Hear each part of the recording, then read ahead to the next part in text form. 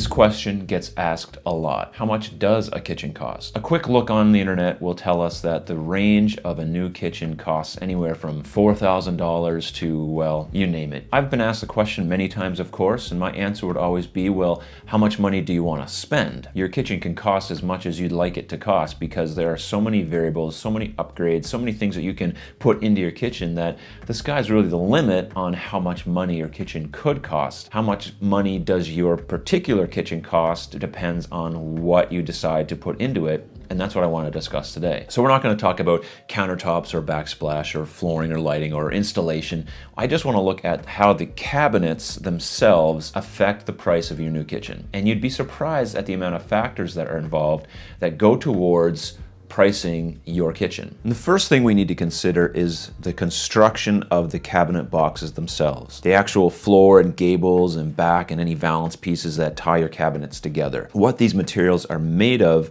affect the price that you're paying. For instance, cabinets that are made of cabinet grade particle board are going to be less expensive than a solid plywood cabinet because solid plywood costs more than particle board. Many cabinet suppliers will allow you to upgrade from particle board to plywood and maybe some variation of the two. Because it's something that is out of sight, we don't really tend to pay that much attention to it. But you can opt to have a more expensive box for your cabinets if you choose to go with plywood. Another option is there can be a mixture of the two. You can have a particle board box, but you can go with plywood shelving.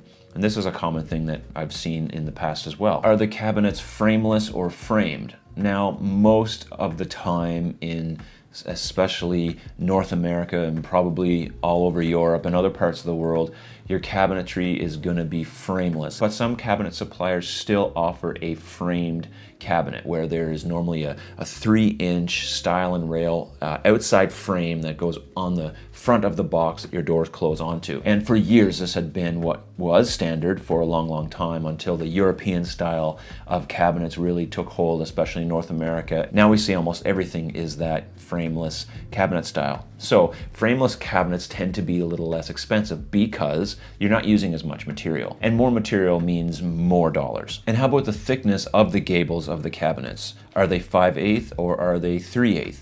It's a good question to ask. I've had to price against competitors who are offering a 3/8 gable to my 5/8 gable. And this makes a difference because 5/8 particle board costs more money than 3/8 particle board, but it's also stronger. Normally, the consumer doesn't even know what the thickness of their cabinet boxes are, and you probably don't care. But it's a really good question to ask, especially if you're pricing against another supplier and their price is higher. It's good to know, well, do you have a 5/8 cabinet box or is it 3/8? Or is the back of the cabinet a solid back or is it a 1/4-inch hardboard back? These are all things that are kind of a mix and match in cabinet manufacturers, and there's no real standard across the board. So it's important to ask those questions if you want to find out really the nitty-gritty of what your price consists of. And again, it might not be something that really you even think about, but it's good to know that these factors do affect the price of the kitchen you're purchasing. All right, moving on to door material and style. So different wood choices affect the price differently.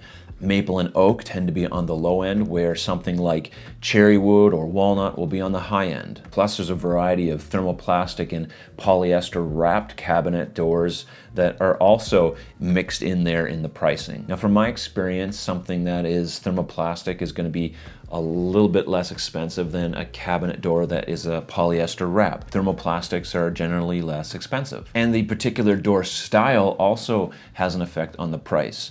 A shaker door with just a recessed panel, 1/4-inch inset panel in that door is going to cost less than a raised panel door, which is going to cost less than a door that's maybe beaded or has a lot more detail. So there's a lot of variables in the style of door which affect your price. The more detailed and unique the door is, the more expensive it's going to be. And the finish of the door also plays a big role. If you have a natural wood finish, that is going to be less expensive than if you have a painted door. There's also a variety of different qualities of paint for cabinets.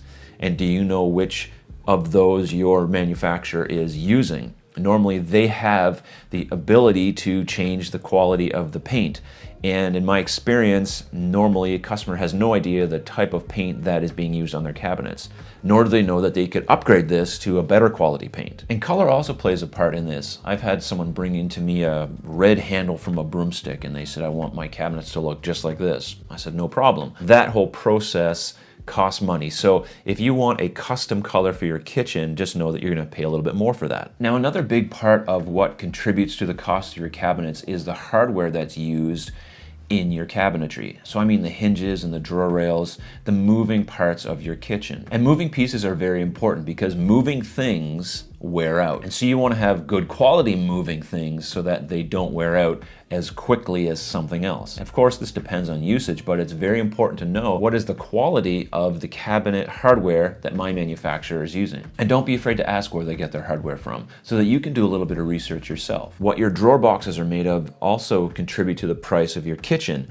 There's Metabox, there's Metabox with soft close, there's other hybrids of Metabox, there's Dovetail with side mount soft close and undermount tandem rails. I mean, the sky's the limit and the amount of options that are out there. All these things are contributing factors to the price you're gonna pay for your kitchen. And accessories. There's no secret that the more you add to your kitchen, the more you're gonna pay. It is important to ask what's included in what I'm getting for this price. Does it include pullouts? Or is it just all shelving? What am I getting for what I'm paying for? Now, my suggestion is if you're going to purchase accessories, at least get yourself some pullouts in your base cabinets and your pantry.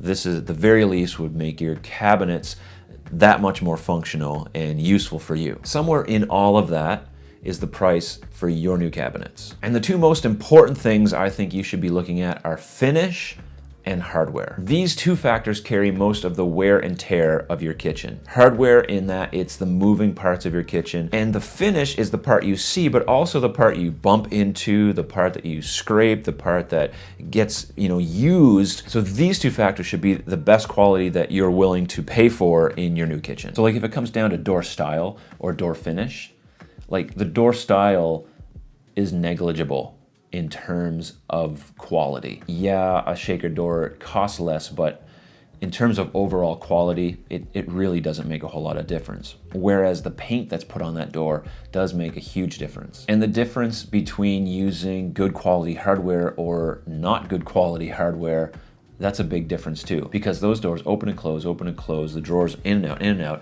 and over time it's gonna wear out. And you want to get the most life out of your cabinet.